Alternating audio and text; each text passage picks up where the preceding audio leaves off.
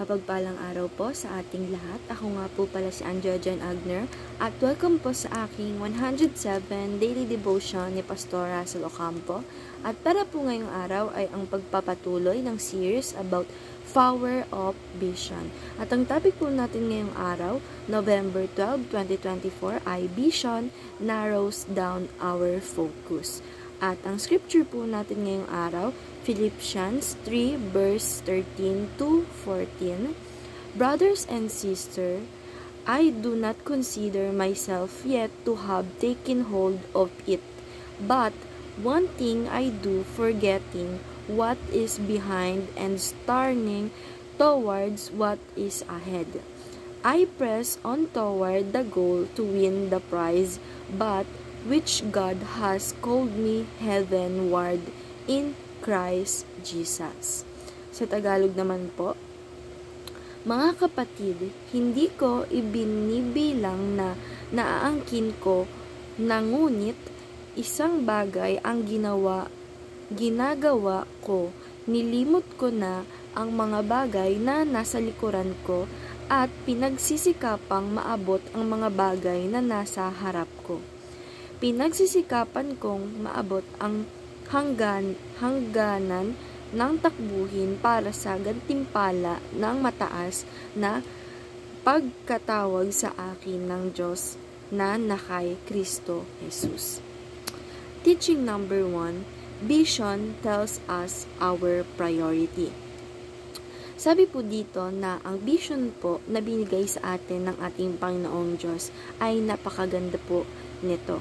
At dapat po na alam po natin yung vision na binigay sa atin ng ating Panginoong Diyos dahil ito po ay nagbibigay sa atin o pinapasabi sa atin o hinihikayat tayo na gawin natin yung vision ng ating Panginoong Diyos na isang priority natin.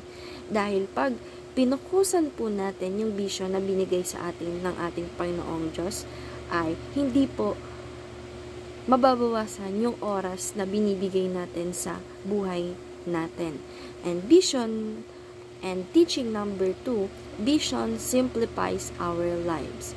Sabi naman po dito na ang vision po, ayan nga po, pinapakita dito or pinapaliwanag or pinapakita sa atin yung vision na yung buhay natin na ganito yung magiging vision or ito yung binigay na vision ng ating Panginoong Diyos or plan niya po sa atin na dapat po na maging priority natin ito. And teaching number 3, vision concentrates our energy. Sabi naman po dito na minsan po yung mga planong hindi natin alam ay yung mga energy po natin ay nabibigay natin sa mga bagay na hindi naman pala plano sa atin ng ating Panginoong Diyos or hindi po vision sa atin ng ating Panginoong Diyos.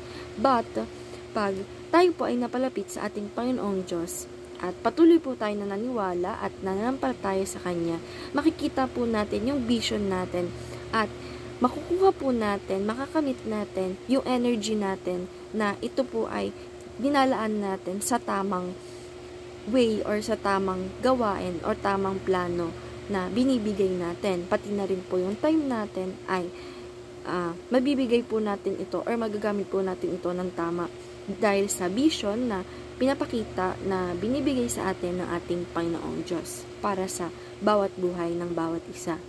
And application number 1, prioritize what matters for God.